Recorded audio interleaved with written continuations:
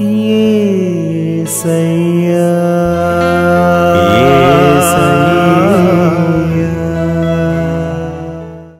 హల్లెలూయా. దేవునికి స్తోత్రం.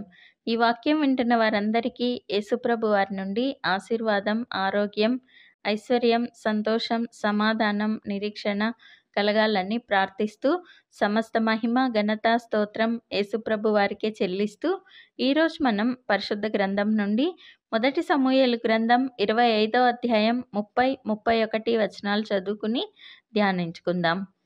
యెహోవా నా ఏలినవాడవగు నిన్ను గూర్చి సెలవిచ్చిన మేలంతటినీ నీకు చేసి నిన్ను ఇశ్రాయేలీయుల మీద అధిపతినిగా నిర్ణయించిన తరువాత నా ఏలినవాడవగు నీవు రక్తమును నిష్కారణంగా చిందించినందుకే గాని, నా ఏలినవాడవగు నీవు పగ తీర్చుకొన్నందుకే గాని మనోవిచారమైనను దుఃఖమైనను నా ఏలినవాడవగు నీకు ఎంత మాత్రమును కలగకపోవునుగాక.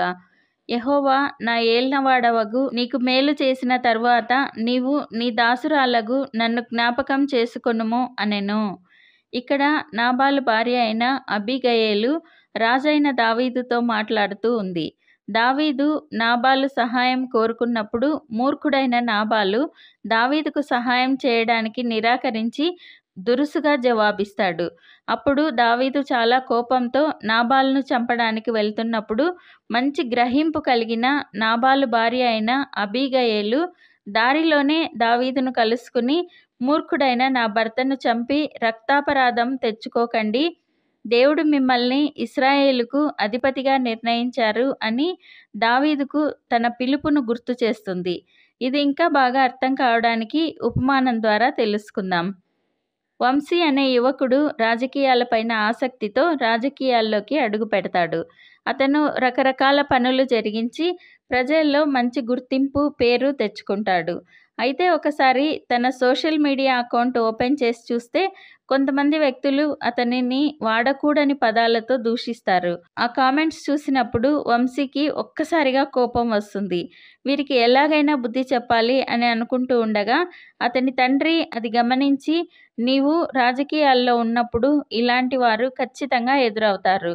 అలా అని నీవు ప్రతి ఒక్కరికి సమాధానం చెప్పాలి అని అనుకుంటే నీవు గొప్ప స్థాయికి ఎదగలేవు.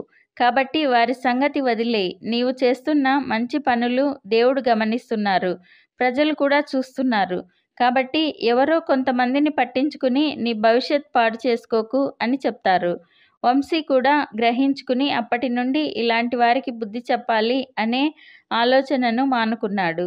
2వ సమూయేలు గ్రంథం 16వ అధ్యాయం 9-10 వచనాల్లో సెరూయా కుమారుడైన అబీషై, ఈ చచ్చిన కుక్క నా ఏలినవాడవును రాజువు నగు నిన్ను శపింపనేలా, నీ చిత్తమైతే నేను వాణ్ణి చేరపోయి వాని తల ఛేదించి వచ్చెదనెను. అందుకు రాజు, సెరూయా కుమారులారా, మీకును నాకును ఏమి పొందు, వానిని శపింపనీయుడు. దావీదును శపింపమని యెహోవా వానికి సెలవీయగా నీవు ఈలాగున నెందుకు చేయుచున్నావని ఆక్షేపణ చేయగల వాడెవడని చెప్పి, ఇక్కడ షిమీ అనే వ్యక్తి దావీదును శపిస్తున్నప్పుడు అబీషైకి కోపం వచ్చి, మీరు అనుమతిస్తే అతని తల నరికేస్తాను రాజా అని దావీదుని అడుగుతాడు. కానీ ఇక్కడ దావీదు అంతగా ఇంట్రెస్ట్ చూపించడు. అతన్ని శపింపని, దేవుడే అతనికి అనుమతి ఇచ్చారు అని అతనికి సర్ది చెప్తారు. అంటే ముందు జరిగిన సంఘటన ద్వారా రాజైన దావీదు నేర్చుకున్నది ఏంటంటే, దేవుడు మనలను ఆశీర్వదిస్తున్నప్పుడు కొంతమంది అసూయ, ద్వేషం వలన మనల్ని ఇబ్బంది పెట్టవచ్చు. అంత మాత్రాన మనం వారికి జవాబు ఇవ్వాలని కానీ బుద్ధి చెప్పాలని కానీ అనుకోవాల్సిన అవసరం లేదు. అన్ని యుద్ధాలు మనమే చేయాల్సిన పని లేదు. కొన్ని దేవుడే స్వయంగా జరిగిస్తారు. నాబాల్ని చంపిన పాపం దావీదు మీదకి రాకుండా దేవుడు అతన్ని మొత్తగా అతను చనిపోతాడు. దేవుడు మన ముందుంచిన పని చేస్తూ ఉంటే చాలు. మనం తెలుసుకున్న ఉపమానంలో కూడా వంశీ వారికి బదులు ఇచ్చుంటే అసలు చేయాల్సిన పనులన్నీ పక్కదారి పట్టేవి. కాబట్టి ఎవరైనా మనల్ని దూషిస్తే మనం బదులుగా వారిని చక్కదిద్దాలి అనే ఆలోచనను పక్కన పెట్టేసి వారిని దేవుని చిత్తానికి అప్పగిద్దాం. ప్రార్థన చేసుకుందాం. ప్రభువా, దేవా, సర్వాధికారి తండ్రి, మీ పరిశుద్ధ పాదాలకు వందనాలు, స్తుతులు, స్తోత్రాలు నాయనా. మీరు మా జీవితాల్లో జరిగించిన మేళ్ళన్నింటికీ వందనాలయ్యా. మేము అనవసరమైన యుద్ధాలు చేయాల్సిన అవసరం లేదు అని తెలిపినందుకు వందనాలు తండ్రి.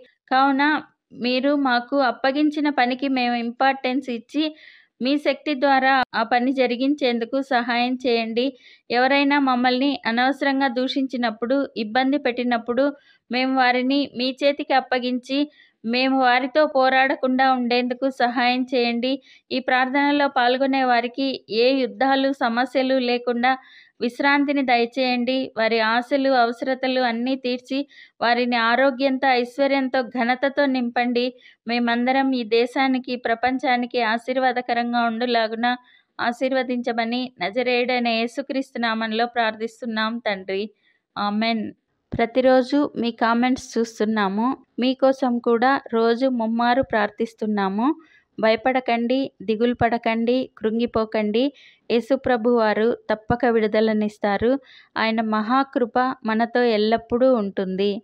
Amen. Thank you Jesus. God bless you.